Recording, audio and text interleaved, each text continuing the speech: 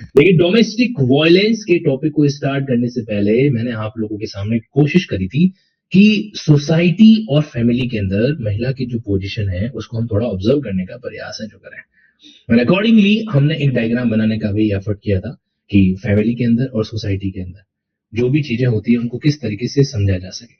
आज उसी चीज को आगे बढ़ाते हुए एक छोटा एफर्ट मैं और करने वाला हूँ। हमारे भारत देश के अंदर जितने भी ऐसे अपराध हैं जो महिलाओं के अगेंस्ट में होते हैं उनके लिए क्या कर रखे हैं, अलग अलग लॉ, अलग अलग कानून जो है बने हुए हैं। तो हमें बस इतना जानना है, इतना समझना है कि उन पर्टिकुलर कानून का बेसिकली एंगल है जो क्या होता है, और क्या हमारे डायग्राम के अंदर कहीं पर भी हम उनको फिट कर सकते हैं क्या। तो लेट फाइंड इट आउट। तो यहाँ पर आपके बीच में जो स्क्रीन है मैं वो शेयर कर रहा हूँ। Let's see. देखो जी, ये भारत के कुछ कानून है। ऑब्वियसली बात है, यहाँ पे इनको मैं कैटेगराइज करूं तो जैसे डोमेस्टिक और मैट्रिमोनियल लॉ के बारे में बात करें अपन, तो यहाँ पर आपके सामने एक तो ये 2005 का डोमेस्टिक वायलेंस एक्ट। एक जनरल सवाल पूछूं, 2005 के अंदर एक कौन सा एक और फेमस लॉ आया था, अपराध से नहीं जुड़ा हुआ है लेकिन है बड़ा रिलेवेंट। 2005 के अंदर कौन सा वो लॉ आया था। हमेशा है ना, कभी कभी जो भी ईयर आपके सामने आता है उससे जुड़ी हुई किसी किसी चीज को और ऑब्जर्व करने का प्रयास किया करो। RTI, very nice, the right to information act जो है वो भी 2005 के अंदर है जो आया था।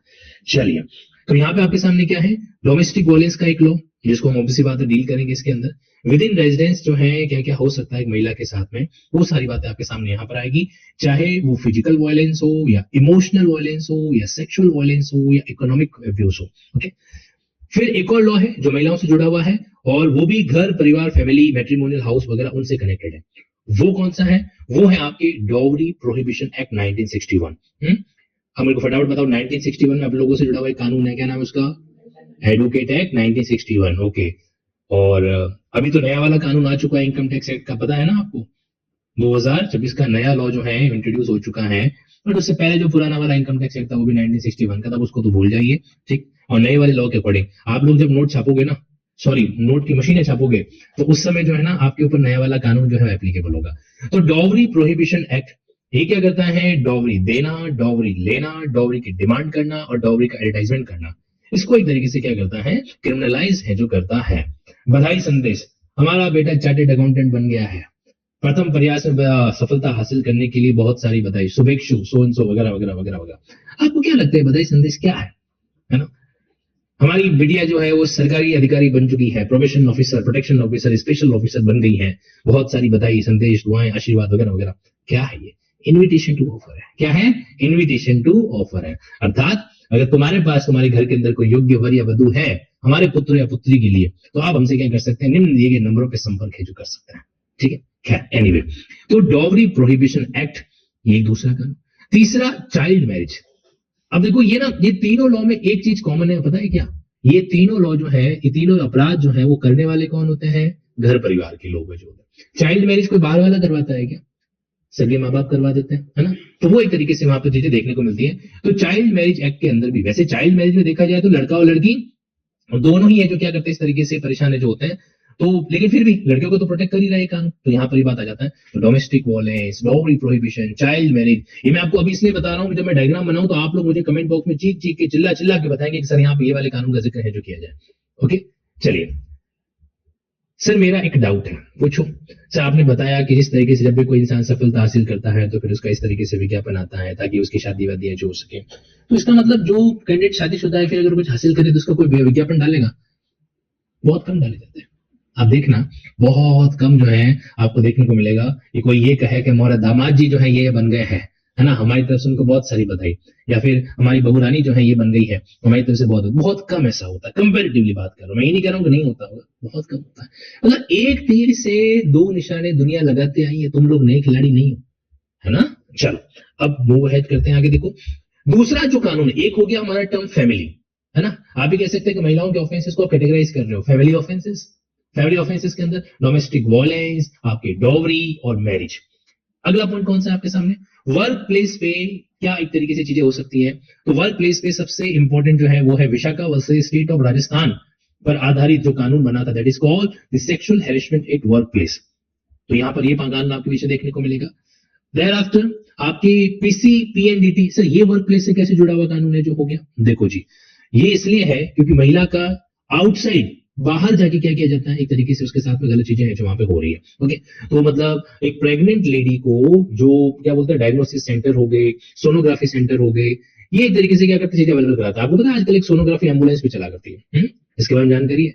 उस एम्बुलेंस का आधे से ज्यादा काम यही है क्या, कि इस तरीके से रिपोर्टिंग रिपोर्टिंग करके बता देना, बच्चा गिरवाना है तो बच्चा गिरवा देंगे वगैरह वगैरह, सो एंड सो।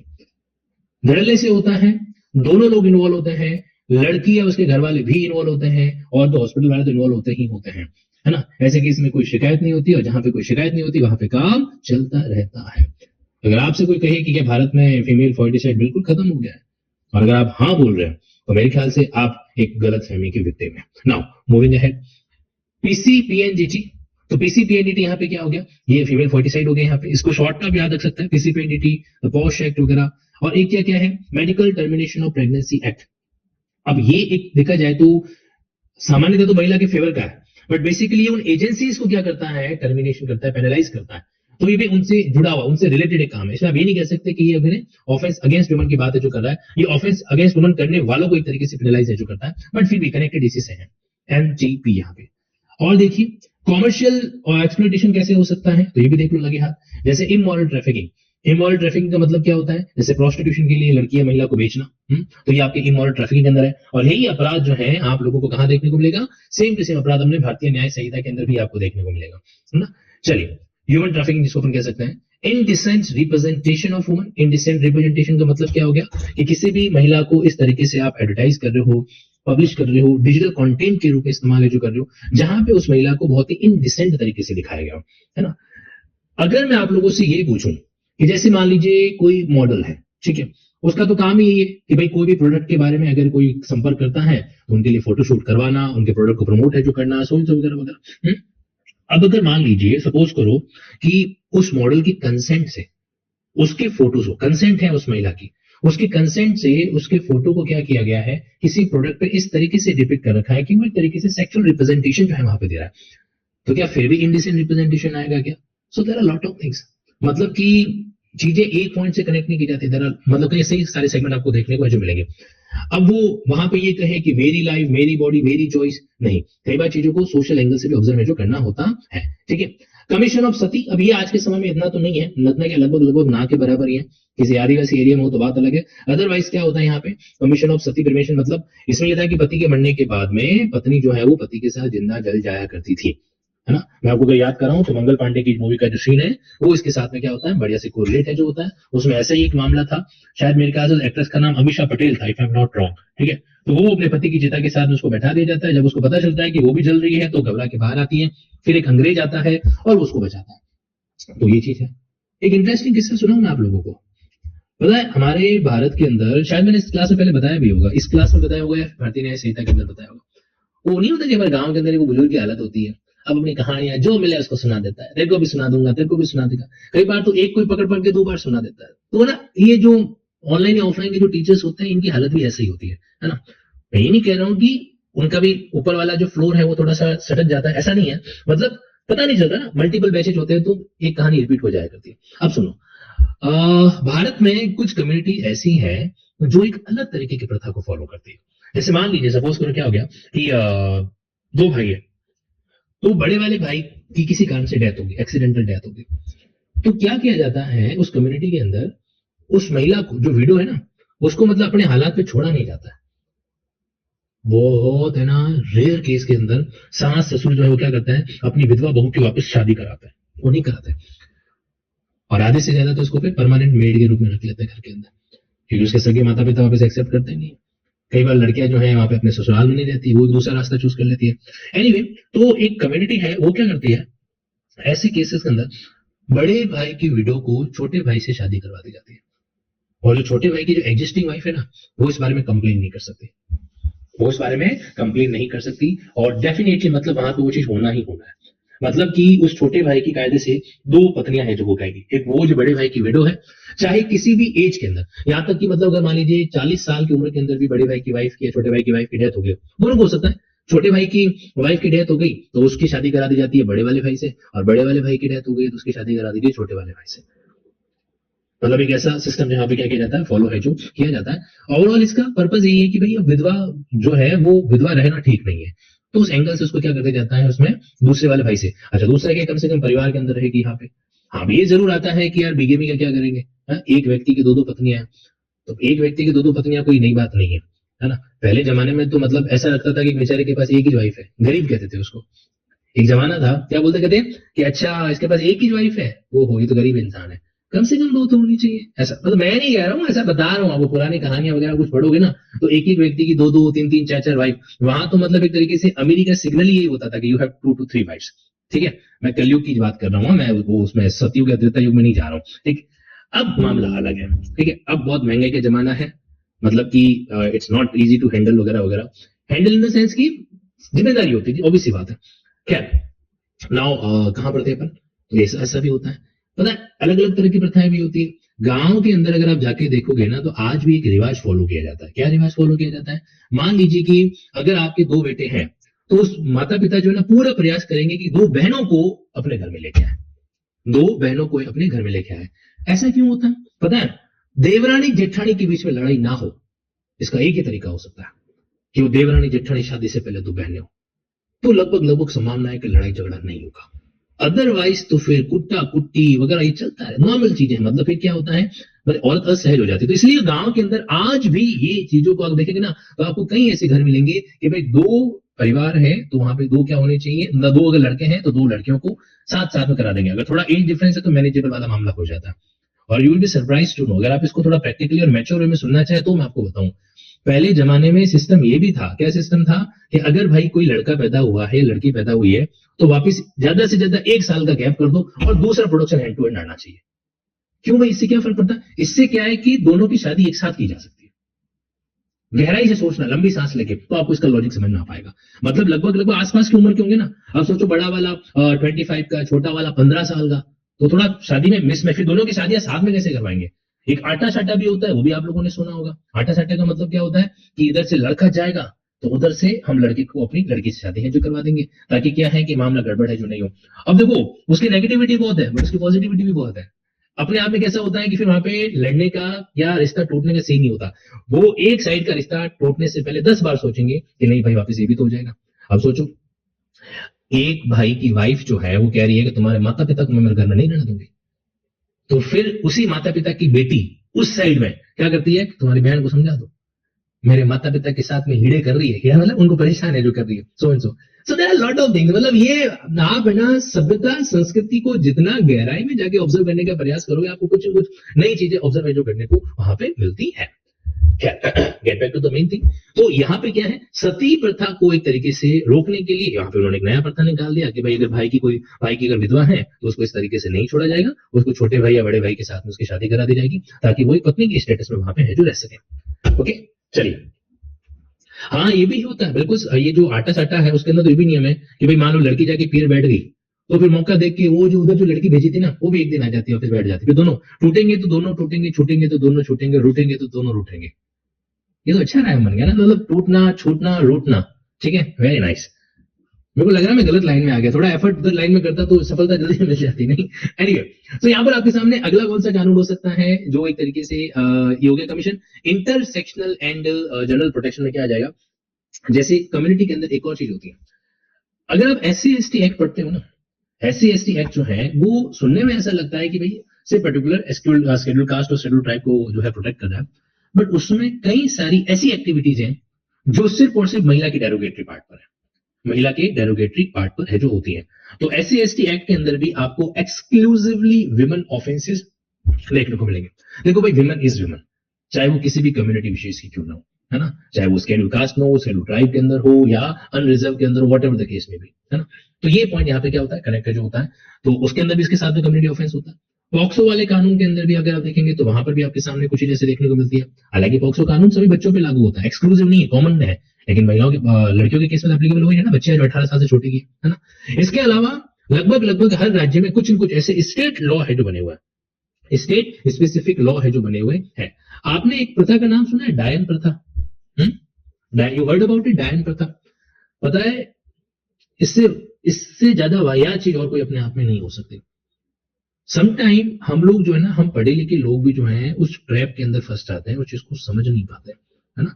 वो कहते हैं ना कि भाई देखो इसके तो जो है वो पुराने देवी आ गए, पुराने देवता आ गए वगैरह वगैरह। इस चीज को लेकर आप अगर साइंटिफिकली चीजों को फाइंड आउट करते हैं तो दोनों चीजें पाई जाती हैं। देखो ऐसा नहीं है कि गुड एनर्जी और बैड एनर्जी नहीं होती, वर्क करती है, डेफिनेटली होती है।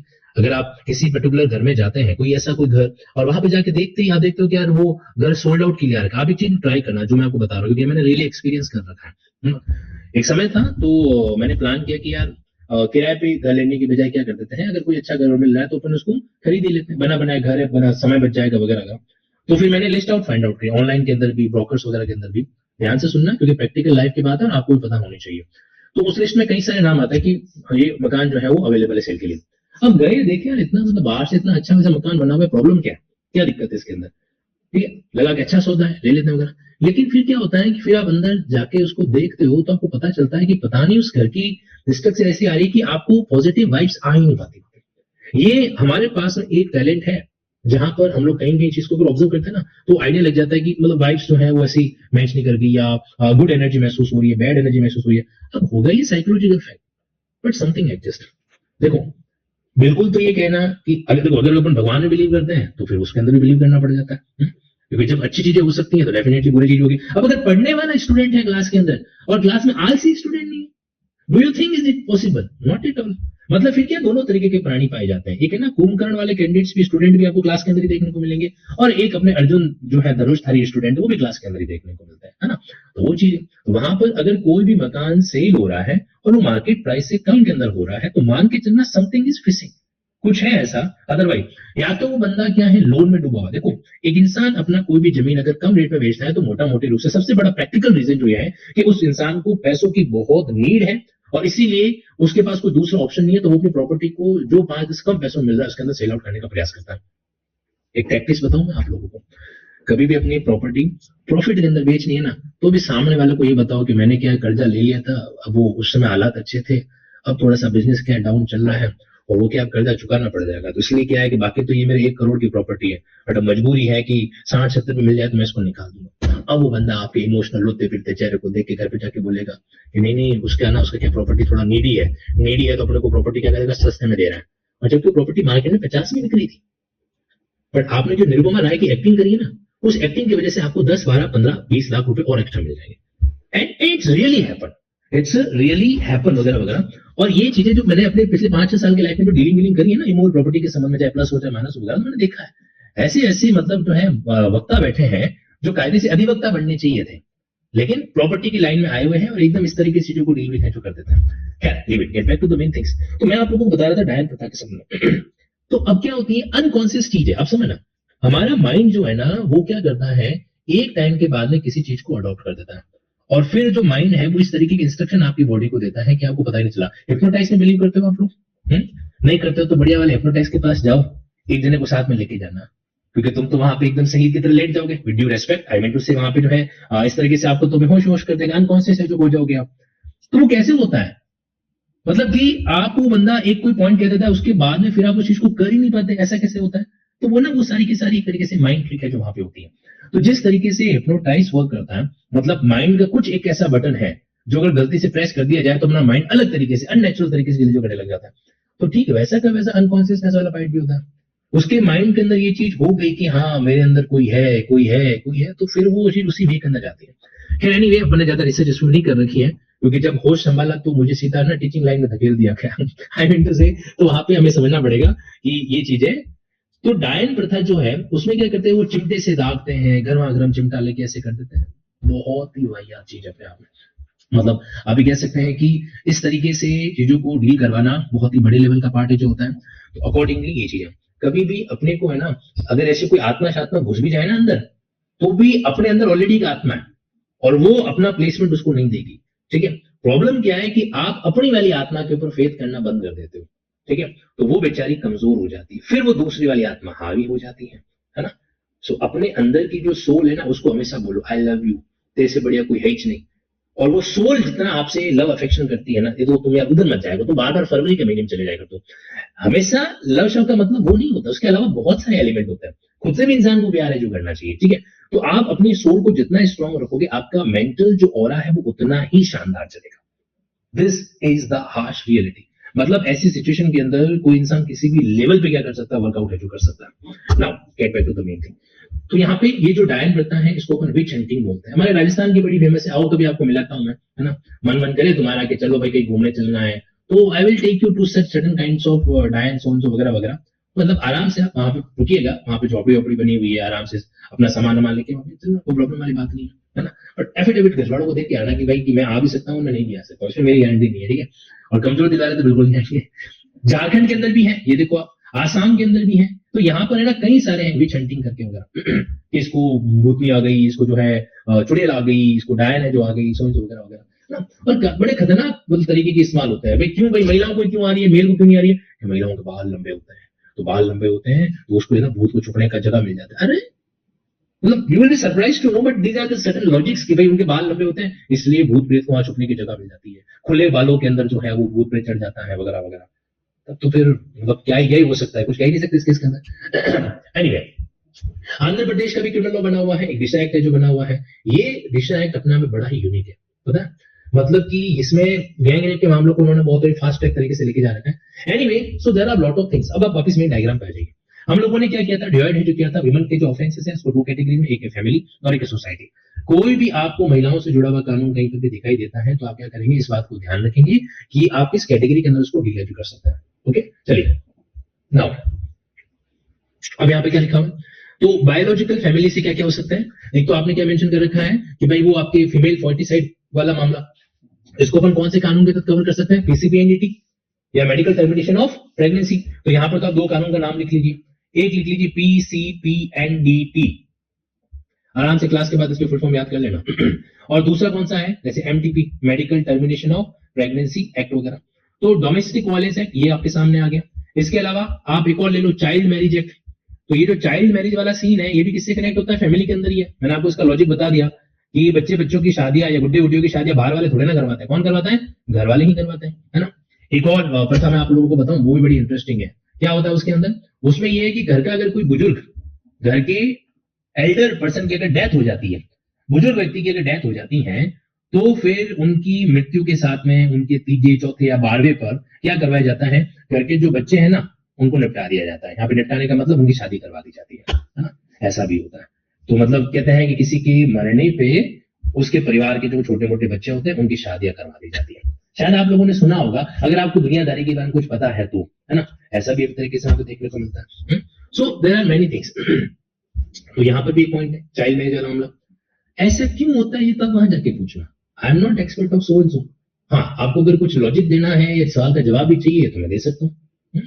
हो सकता है कि बुजुर्ग जो है उस परिवार से नहीं जाए, तो गुड्डे गुड्डियों की शादियां हो जाती होगी अगर वहां पे, वो शादियों को देखने के लिए। अच्छा, कई बार ऐसा भी होता है, अब मैं जो आपको सुनाने जा रहा हूँ ना ये तो एग्जिस्ट करता है। पता है क्या होता है, मतलब कि कई बार जो है ना वो घर के दादा दादी नाना नानी हर वक्त एक ही रट रह रखते हैं, बस अपने बहू का चेहरा देख लूं, अपने उसका चेहरा देख लूं। तो उसके चक्कर में क्या है कि फिर फटाफट उनके 12 कहते हैं कि 12 दिनों तक जो है वो आत्मा कहीं जाती नहीं। डरना नहीं है, don't worry, I am here, है ना। हाँ, मुझसे डर जाना तुम लोग। तो ऐसा कहा जाता है कि 12 दिनों तक जो है ना वो कोई भी इंसान अगर मर जाता है ना तो उसकी आत्मा जाती नहीं है ऊपर, वो वहीं पे रहती है। तो इसीलिए फिर अपन क्या करते हैं, सारे गरुड़ पुराण वगैरह, आपने सुना है गरुड़ पुराण वगैरह होते हैं, अगर नहीं सुना ना तुम अमेरिका चले जाओ, भारत के तुम लगते ही नहीं हो मेरे को। सी, तो क्या होता है 12 डेज तक वगैरह इस तरीके से कई सारी मतलब जो है वो करवाते हैं अपन। तो उसके माध्यम से मतदान पुण्य भी है जो करते हैं, है ना। तो वो सारी चीज है जो वहां पे देखी जाती है। अब पता है, अब मृत्यु भोज बुराई है, हमें भी पता है बुराई है, लेकिन आप किसी गांव के 80-90 साल के बुजुर्ग व्यक्ति को पूछना कि भाई ये मृत्यु भोज का सीन क्या था, मृत्यु भोज का एक तरीके से सीन है जो क्या था, तो इसके पीछे पता है 2 लॉजिक आपके सामने आते हैं। आई नो हम लोग डोमेस्टिक वायलेंस कानून पढ़ रहे हैं, लेकिन ऐसी बातचीत चल रही है तो पूरा सुन ही लो। एक तो क्या है कि मैंने ना पूर्व दिशा में ऑफिस लेके बहुत बड़ी गलती तो नहीं करती, जानबूझ के लिया था, लेकिन क्या सुबह सुबह पूर्व दिशा में सुबह की जो क्लास होती ना, तो सूरज भगवान बिल्कुल सिर पे आके खड़े हो जाता है, मैं आ गया, है ना, एक तरीके से। तो फिर उसके चक्कर मेरा जो फेस है वो ज्यादा मतलब ब्राइट हो जाता है। कुछ दिनों बाद ऐसा लगेगा फेस के ऊपर एक मिरर लगा दिया हो। एनीवे, आप लोग मेरी आवाज को सुन, मेरी आवाज ही मेरी पहचान है। तो मैं क्या कह रहा था आप लोगों को, आप जब उस बुजुर्ग को पूछोगे कि भाई ये मृत्यु भोज का क्या सीन है वहां पे, है ना, तो फिर वो आपको लॉजिक बताता है, और उसका लॉजिक सुनने के बाद आपको भी लगेगा कि हाँ यार बात में दम तो है। पता है, मैंने एक बार, मुझे बड़ी है ना, आप कह सकते हैं इसको क्यूरियोसिटी थी, इसके चक्कर में 2-3 बार डंडे भी खाए, लेकिन मैंने कहा चुके डंडे, मतलब वो बुजुर्ग के पास एक लाठी होती है, पता है, अब ज्यादा आप उनका माथा खाते हो ना तो फिर वो अपना हथियार चला देते होगा। बट एक अच्छा बुजुर्ग मिला था, उसने पूरी बात है जो बताई। देखो दादाजी तो बचपन में चले गए, तो इसलिए उनसे कभी होश आने के बाद बात नहीं हो पाई, मैं उनसे मैं जरूर पूछता। तो ही टोल्ड मी, उस पर्सन ने बताया कि जब किसी परिवार के अंदर कोई आदमी सडनली खत्म होता है ना, तो उस परिवार को यकीन नहीं होता कि वो बंदा हमको छोड़ के चला गया। सुनना, हाँ, बड़ा ही इमोशनल एस्पेक्ट है ये। उसके वर्ड्स थे कि जब किसी परिवार में कोई आदमी, कोई औरत, कोई इंसान खत्म होता है, तो उस परिवार को यकीन नहीं होता कि वो व्यक्ति उनको छोड़ के चला गया। ऐसे केस के अंदर धीरे धीरे उनका जो माइंड है वो एक मेंटल ट्रॉमा की ओर आगे बढ़ता है। उसने शब्द मेंटल ट्रॉमा यूज नहीं किया, उसने अपने तरीके से बताया कि उसका मतलब जो है वो माइंड जो है वो एक तरीके से अलग व्यथा में चला जाता है, सोचो। तो फिर क्या होता है कि जब एक तरीके से सोसाइटी के लोग आते हैं और वो कंटिन्यूसली, ऐसा नहीं कि एक दिन आए अंतिम संस्कार करके चले गए और दूसरे दिन नहीं आएंगे, वो कंटिन्यू कुछ दिनों तक आते रहते हैं, उनको ये एहसास करवाते हैं, उनको कहते हैं कि हिम्मत रखो, भगवान उनकी आत्मा को शांति देगा, भगवान उनकी आत्मा को शांति देगा। मतलब 10-12 दिन के अंदर इस तरीके से वो जो माहौल बनता है ना, वो उनके माइंड को ये चीज फिट करवा देता है कि now that person of your family is no more exist in this world physically. ये उनको एग्जिस्ट एहसास है जो करा देता है, तो फिर वो उसको एक्सेप्ट कर लेते हैं, पहली बात। दूसरी बात ये कि अगर किसी इंसान जो अपने परिवार के दूसरे सदस्य से बहुत प्यार करता है, बहुत उसका अटैचमेंट है, तो उसके जाने के बाद अक्सर ही संभावना होती है कि वो आज नहीं तो कल, जैसे ही अकेलापन प्राप्त कर लेगा ना, वो आत्महत्या कर लेगा। कई बार आप लोगों ने सुना है ना कि मतलब कि इसके जाने के बाद उसके परिवार के दूसरे सदस्य ने भी ऐसे सुसाइड वगैरह कर ली, है ना। तो वहां पे लोग बकायदा रहते हैं, लोग वहां पे रुकते हैं उनके यहाँ पे। तो ये एक लॉजिक उसने बात बताया, और साथ ही साथ में उन्होंने ये भी कहा कि लोगों ने आडंबर जरूर जोड़ दिया। पहले ये था कि कड़ी, सोगरा या फिर दाल, सूखी रोटी वगैरह जो है ना, इस तरीके से जो भी व्यक्ति वहां पे आएगा उसको खिलाया जाता है, ठीक है। और वो भी क्या, वो भी आसपास के सोसाइटी के लोग जो है ना, वो ये व्यवस्था करते हैं, उस परिवार के ऊपर ही लोड नहीं डाला जाता। प्राचीन बात बता रहा हूं, अभी की बात नहीं बता रहा। तो ऐसे होता करता था, तो उस परिवार पे लोड नहीं आया करता था, और वो गांव के इसी बहाने सारे लोग वहां पे इकट्ठे हैं जो होते थे, जो शोक भी अभिव्यक्त करते थे, और साथ ही साथ उस परिवार को ढांढस बताते थे कि इस दुख के दिनों के अंदर आप अकेले नहीं। ये पर्पस था उस चीज का, उस वे के अंदर। समय के साथ चीजें परिवर्तित हो गया। अब यहाँ पे गांव नहीं रहे, शहर बन गए, जहां पे लोग एक दूसरे से ताल्लुकात नहीं रखते वगैरह वगैरह। या मान लीजिए गांव के अंदर भी मतभेद है जो आ गया। अब जो भी व्यवस्था कराई जाती है, जो भी करना है उसी परिवार के व्यक्ति को है जो करना है। अब किसी के जाने का ज्यादा एहसास नहीं रहता, कुछ दिन बाद में खुद ही भूल जाते हैं उस व्यक्ति को लेकर, है ना। बुरा मत मानना, जो बातें बताई मैंने, आपको हर्ट करने का मेरे को इंटेंशन नहीं, बट इन जनरल बता रहा हूं आपको मैं, ठीक है। तो ऐसे केसेस के अंदर देखा जाए तो this was the justification behind that death feast, मृत्यु भोज जिसको अपन बोलते हैं। तो उस वे में था तो क्या गलत था, जब पूरी समाज के दूसरे लोग मिलकर व्यवस्था कर रहे हैं उस परिवार के लिए, और ताकि लोग सुबह शाम एटलीस्ट वहां पे उसके परिवार के साथ इकट्ठे होंगे, दिन में अपना कोई दूसरा काम करेंगे, भोजन के बहाने इकट्ठा होते हैं। आप लोगों ने देखा होगा तो मुस्लिम धर्म के अंदर एक अच्छी चीज है जिसको बोला करते हैं दावत। ये लोग क्या करते हैं, है ना, मेरे कई सारे फ्रेंड्स भी हैं तो उनसे जानने को मिलता है मेरे को, तो वो अपने ना अपने घर परिवार वालों के बीच बीच में मतलब दावत करते हैं, कोई ओकेजन हो नहीं हो, वो 10-15 दिनों के अंदर एक ऐसा प्रोग्राम रख लेते हैं दावत का, ठीक है। तो उस दावत के अंदर वो सारे लोग इकट्ठे हो जाते हैं ऐसे करके वगैरह, तो अच्छी चीज है। तो भोजन तो एक बहाना होता है कि, है ना, किस तरीके से चीजों को क्या किया जाए, मैनेज किया जाए, डील किया जाए। अब ये सपोज करो आपका कभी कोई एग्जाम हुआ और मैंने कोई इवेंट रख दी है, लिंकिंग इवेंट या लिंकिंग मुलाकात इवेंट, ऐसा वैसा कुछ अगर रख दिया, तो वहां पे आप जब मिलने आओगे तब ये कहोगे कि खाने पीने की व्यवस्था का ना ना ना, आप ऐसा बिल्कुल नहीं कहोगे। आप मिलने आए हो, हाँ ठीक है, वहां पे मैंने कुछ ऐसा कुछ रख दिया आइटम खाने में, कुछ रिफ्रेशमेंट वगैरह रख दिया, तो वो तो बस बहाना है, वो तो बहाना है, आप समझ गए। Anyway, so there are lot of things वगैरह जो इस तरीके से वर्कआउट करते हैं। तो हर चीज के पीछे की कहानी है जो होती है। घूंघट, आउट ऑफ क्यूरियोसिटी मैंने ये भी पूछ डाला, ठीक है। मैंने कहा ये आपने क्या सिस्टम स्टार्ट कर दिया, व्हाट इज दिस घूंघट प्रथा, सोन सो वगैरह वगैरह, है ना। तो ऐसे केस में फिर दादा के पास दादी बैठे, थन्ने घड़ी पंचायत थी, नहीं समझे, मारवाड़ी मोहल्ला उसने कहना मतलब कि तेरे को ज्यादा पंचायत थी, घूंघट प्रथा थी कि नहीं थी वगैरह वगैरह। सो मतलब she was justifying that thing, दादी जो है ना उसको जस्टिफाई करती, नहीं नहीं गलत नहीं है। तो उन्होंने ये लॉजिक बताया कि भाई देखो पुराने जमाने में ना हमें रिलेशन के बीच में गैप रखना भी जरूरी था। तो ऐसा नहीं हो कि भाई छोटे भाई की जो बहू है उसके प्रति बड़े भाई के मन में कोई लालसा जग जाए, है ना, कोई स्त्री मोह जग जाए। ससुर जो है वो बहू के प्रति एक अलग रिश्ता, एक सम्मान का रिश्ता बना के रखें। तो उस चीज को मेंटेन करने के लिए, उस गैप को मेंटेन करने के लिए ये सोसाइटी के नियम बने थे कि भाई ससुर जो है वो बहू से इस तरीके से डायरेक्ट बातचीत नहीं करेगा, या फिर जो है छोटी वाली बहू से डायरेक्ट बातचीत है जो उसकी है जो नहीं होगी। जेठ जी और छोटे भाई की जो भ्राता वधू है उसके बीच में गैप है जो रखा जाएगा। तो फिर वो उस गैप को उन्होंने इसमें रखा। बहू आती है तो बहू के बारे में कोई और व्यक्ति जो इस तरीके से मुंह में नहीं पड़े, तो वो एक उन्होंने लॉजिक बताया कि ये हमारा रीजन था इसके पीछे चीजों को डील करने का। So there are lot of things. Anyway, तो यहाँ पर मतलब हर चीज के पीछे कुछ अच्छा लॉजिक था, बट धीरे धीरे ना उसका मिसयूज ज्यादा होने लगा, इसलिए उसके अंदर से बुराइयां दिखती हैं, अच्छाइयां नहीं दिख पाती है ना। और ऐसा नहीं है कि आज की फीमेल जो है वो बिल्कुल ही उस चीज को अवॉइड नहीं करती, बस उन्होंने चीजें बदल दी है ना। आप कह सकते हैं कि घूंघट की जगह पे कई जगह पे क्या आ जाता है, स्कार्फ है जो आ जाता है। ऐसा तो नहीं है कि स्कार्फ जो है लड़की सिर्फ स्कूटी चलाते समय पहनती है। आप कई गर्ल्स को देखना वो उसके बिना भी जैकेट नॉर्मल है तो खुद को देखना फेस को कवर्ड है जो रहती है। अब सही कितना गलत कितना वो सब अलग पार्ट है जो यहाँ पर हो जाता है। Get back to the main thing, हम आ जाते हैं यहाँ पर अपने मेन मुद्दे पे। तो सती प्रथा का जो एक चलन चलाया गया था वो यहाँ पर एक तरीके से क्या हो जाता है, खत्म है जो हो जाता है। आज के समय में ये कानून लगभग लगभग ना के बराबर है। तो चाइल्ड मैरिज आपके सामने आ गया। इन लॉज के केस में आप स्पेसिफिकली और कौन सा कानून जोड़ सकते हो, तो नोट करते हुए चलिए। देखो यहाँ पर डोमेस्टिक वायलेंस यहाँ पर भी एप्लीकेबल होता है। ओके, मेन उसकी बायोलॉजिकल फैमिली में होता है तो इन लॉज की फैमिली के अंदर भी होता है। डॉवरी जोड़ दीजिए। डॉवरी प्रोहिबिशन जो है ये तो आपके इन लॉज से ही कनेक्ट होगा। कभी ऐसा नहीं है कि मतलब आपके बायोलॉजिकल फैमिली के अंदर आपको डॉवरी की डिमांड करने के लिए कहा जाए, तो ये आपके ऐसे कानून है जो इन लॉ से है जो जुड़े हुए हो सकते हैं। डॉवरी डेथ मतलब डॉवरी प्रोहिबिशन कह दीजिए, एक डॉवरी डेथ वाला जो बीएनएस में दे रखा है वो भी यहीं से कनेक्ट है जो होता है so so these are the other things जो इन लॉ से जुड़ी हुई है जो होती है। नाउ मूविंग अहेड, अब आप सोसाइटी के अंदर आ जाइए। सोसाइटी के अंदर ऐसे कौन कौन से, जैसे कोई वर्किंग वुमन है ना, तो वर्किंग वुमन के लिए सबसे बड़ा जो लॉ है वो कौन सा है, दो चीजें, इनडिसेंट रिप्रेजेंटेशन, ये यहां पर भी है और यहां पर भी है।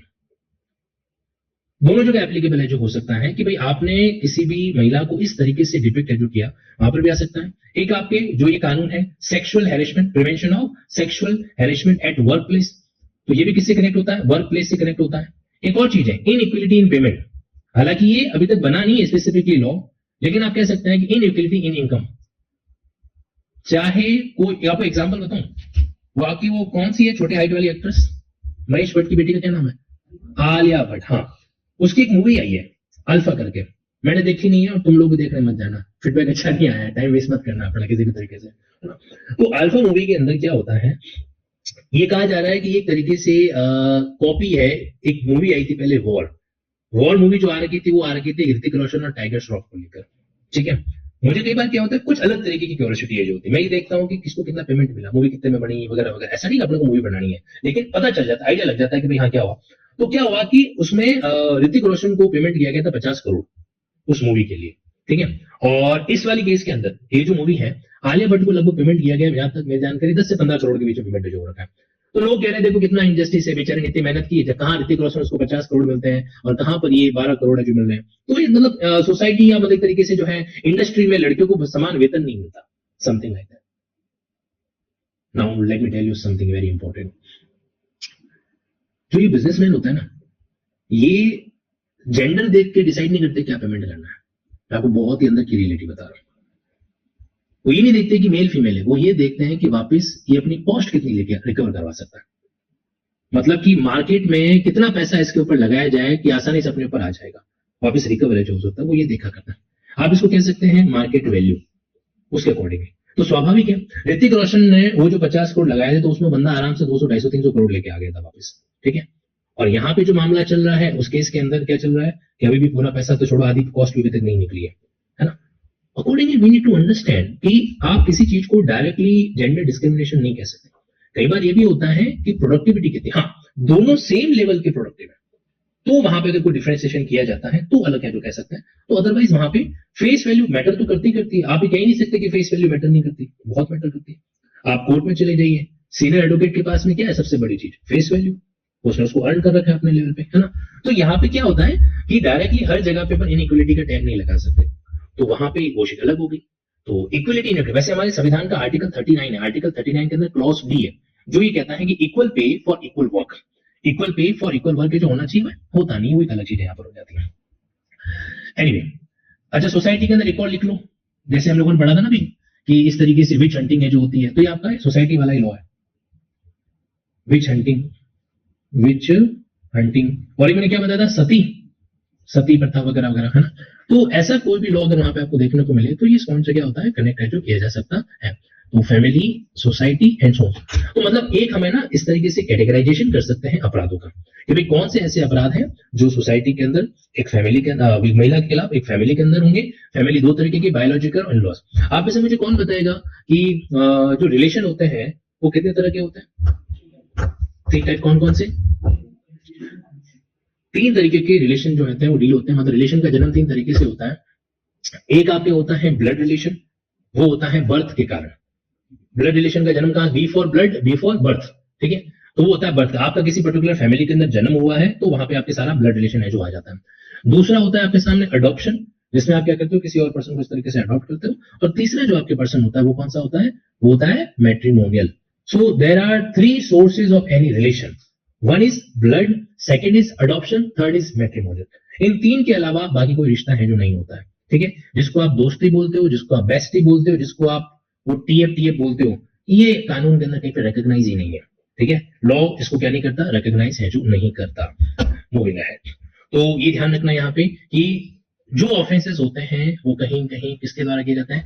इनमें से जो कैटेगरी है ना फैमिली वाली, इस फैमिली के अंदर जो भी अपराध है वो रिलेटिव के द्वारा किए जाते हैं। मार्क माय वर्ड्स, फैमिली वाले जो भी अपराध है वो कौन करेगा, आपका रिलेटिव है जो करेगा। अब वो रिलेटिव हो सकता है ब्लड वाला हो सकता है अडॉप्शन वाला हो, और हो सकता है मैट्रिमोनियल वाला हो। ओके, अब हम बात करते हैं डोमेस्टिक वायलेंस की थोड़ी। अच्छा, आज की क्लास का समय चला गया, आज हमने गपशप थोड़ी ज्यादा कर ली क्या? ओहो, कोई बात नहीं, देखो कुछ लॉजिक्स पता होने चाहिए, इसीलिए बातें बता दी मैंने आप लोगों को। समय चला गया आज की क्लास का, नो वरी। हम लोग जो है नेक्स्ट सेशन के अंदर डोमेस्टिक वायलेंस का मेन सेगमेंट स्टार्ट कर देंगे। अभी तो मैंने आपको बेसिक बात बता रखी, क्योंकि भारतीय न्याय संहिता जब अगर आप पढ़ते हैं ना, तो भारतीय न्याय संहिता के अंदर आपका जो चैप्टर नंबर 5 है ऑफेंस अगेंस्ट वुमेन, तो उसमें कई सारी ऐसी चीज दे रखी है जो एक तरीके से क्या होती है, कॉमनली कनेक्टेड होती है। अपराध की दुनिया पढ़ रहे हैं और अकॉर्डिंगली वो चीज उसी वे के अंदर में डील जो करनी है। एक बात मैं आपको और बताना चाहता हूँ, सही मायनों में पूछा जाए ना तो I am preparing background for you. Okay, मैंने इंटेंशनली इस एक्ट को चूज किया। क्या होता है कि किसी ऐसी चीज जिसके बारे में हम जानते हैं, अगर उससे हम कानून की शुरुआत करते हैं ना, उससे अगर अपन कानून की शुरुआत करते हैं तो धीरे धीरे वो चीज हमारे लिए क्या हो जाती है, इंटरेस्टिंग हो जाती है। So will do it. Okay, so thank you everyone, take care और सी यू सून, बाय।